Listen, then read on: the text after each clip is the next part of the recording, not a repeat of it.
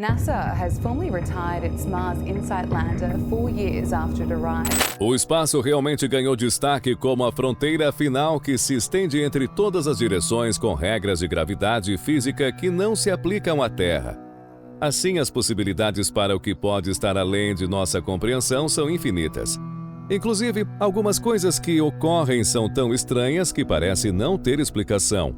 Mas a maioria são maravilhas da ciência que nunca foram vistas em nosso pequeno planeta. Neste vídeo apresentaremos algumas dessas descobertas impressionantes ao redor do universo que surpreenderam a comunidade científica. Quer saber mais? Então continue assistindo esse vídeo que você ficará por dentro de tudo.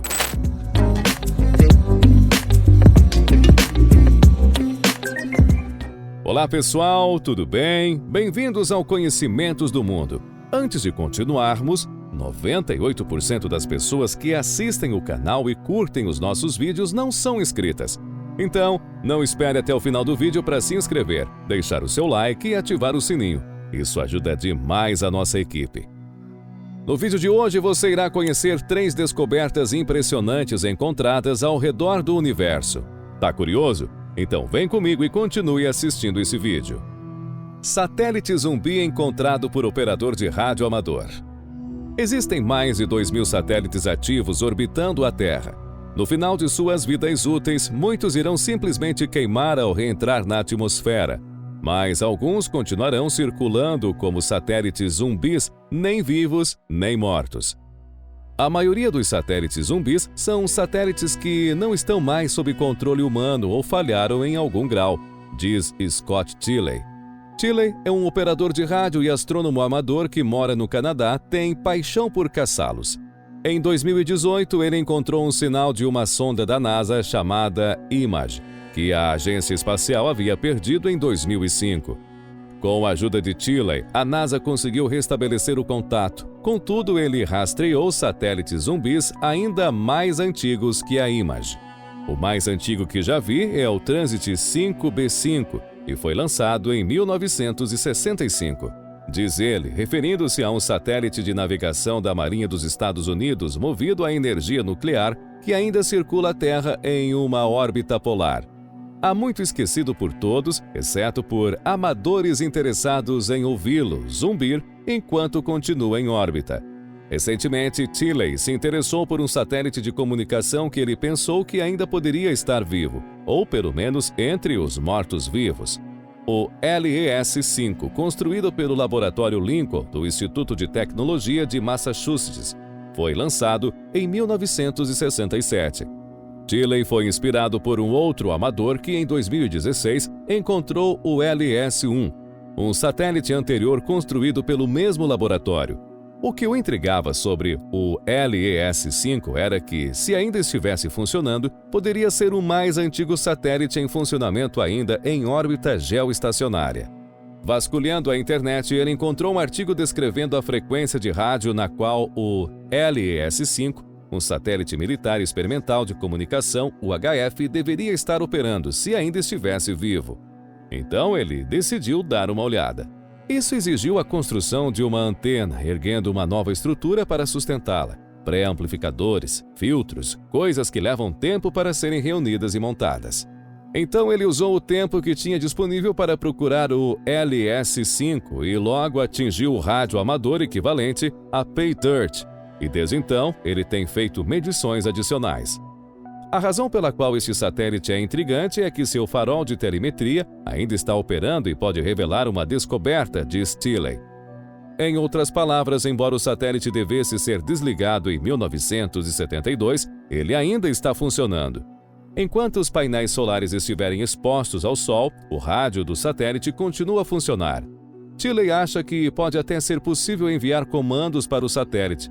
Inclusive, o laboratório do MIT, que construiu o LES-5, ainda trabalha muito em projetos classificados para os militares. Contudo, ao contatar o laboratório para perguntar se alguém poderia dizer mais sobre o LES-5 e se ele realmente ainda poderia receber comandos, Tilley não recebeu a resposta que esperava. O Lincoln Laboratory não forneceu informações, dando a entender que mesmo depois de 50 anos um satélite zumbi ainda pode guardar segredos. Marte está zumbindo. Sob a superfície gelada e empoeirada, Marte está zumbindo. O zumbido silencioso e constante pulsa periodicamente com a batida dos terremotos que ondulam ao redor do planeta. Mas a fonte dessa música alienígena permanece desconhecida. Este zumbido marciano é apenas um em uma série de novos mistérios e descobertas detectados pelo módulo InSight da NASA. O trabalho descrito em conjunto de 5 estudos publicados hoje na Nature Geoscience e Nature Communications fornece uma espiada na surpreendente atividade acima e abaixo da superfície do planeta vermelho. O InSight pousou em Marte em novembro de 2018 após uma descida angustiante para uma extensão plana e inexpressiva perto do equador do planeta. Desde então, a nave tem usado um sismógrafo extremamente sensível e uma série de instrumentos adicionais para fazer leituras que estão ajudando os cientistas a desvendar a atividade geológica e a estrutura interna de Marte. É um grande alívio finalmente poder se levantar e gritar: "Veja todas essas coisas incríveis que estamos vendo", diz Bruce Bannert, o principal investigador da missão InSight. Além do zumbido estranho, o último lote de dados do InSight descreve a primeira zona de falha ativa descoberta em Marte. Padrões e pulsos nos campos magnéticos modernos e dicas sobre o passado magnético do planeta. Juntas, as informações coletadas de Marte são vitais para descobrir como todos os planetas rochosos se formam e evoluem ao longo do tempo. Você não pode fazer um modelo apenas da Terra, você precisa de mais pontos de dados.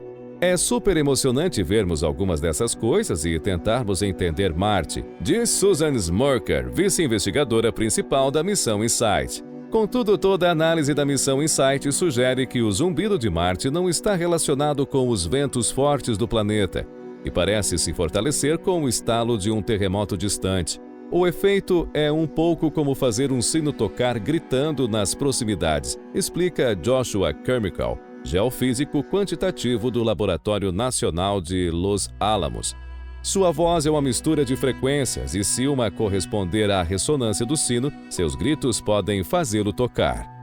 Assim, talvez o zumbido esteja relacionado à geologia sob o InSight, que, de alguma forma, amplifica esse tom específico, diz Burnett. O InSight fica em uma cratera antiga, desde então cheia de poeira e areia, que pode ressoar ao capturar as ondas dos terremotos. No entanto, a estrutura também não é excitada por ventos turbulentos e a bacia parece um pouco pequena para gerar esse anel específico, diz Burnett. Braços espirais fósseis encontrados nos arredores da Via Láctea. As estruturas do disco externo da nossa galáxia foram identificadas como prováveis braços espirais fósseis remanescentes interrompidos por encontros com a gravidade de galáxias anãs próximas. O Gaia Space Observatory revelou o movimento de milhões de estrelas em detalhes requintados, permitindo aos astrônomos identificar padrões com movimentos semelhantes de estrelas, revelando origens ou histórias compartilhadas. Isso criou uma ciência de arqueologia galáctica, que identificou galáxias menores absorvidas pela Via Láctea tão completamente que suas identidades eram anteriormente invisíveis. O Dr. Chervin Laporte, da Universidade de Barcelona, usou as observações de Gaia para estudar uma parte frequentemente negligenciada da galáxia, a área oposta ao centro galáctico visto da Terra. Em avisos mensais da Royal Astronomical Society, Laporte e coautores descrevem estruturas que eles propõem fazer parte da Via Láctea desde o início, mas foram tão distorcidas por influências externas que dificilmente podem ser identificadas. Conhecido como o Anticentro Galáctico, a região que eles estudaram está centrada na constelação Auriga. Lá, os autores encontraram numerosos filamentos que nunca haviam sido relatados antes e trouxeram algumas estruturas conhecidas anteriormente para uma visão mais nítida. Com tantas estruturas identificadas, Laporte e os coautores não acham que todas tenham as mesmas causas.